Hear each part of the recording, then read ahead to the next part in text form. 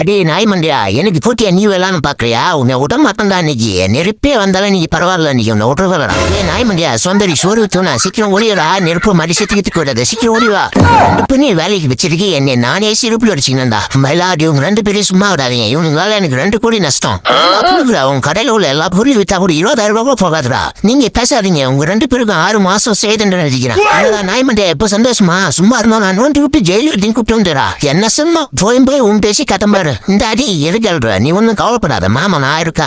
எங்க அப்பா அப்பயே சொன்னா அவன் 10 பைசா பிரயோஜனம் இல்லைன்ட்டு, அது உண்மைதான். இந்த அடி நான் சொல்றது நல்லா கேளு. இன்னைக்கு 10 மணிக்கு ஒன்னு வண்டி எடுத்துட்டு ஜெயில் பேர் வசூல். சரிங்க, நீங்க ஒன்னும் கவலைப்படாதீங்க, வர சொல்றேன்.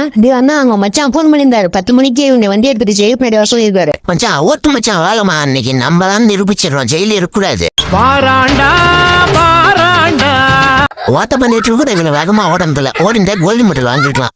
டே என்ன மண்டியா, ஒரு வண்டி 550 ரூபா போட்டான்.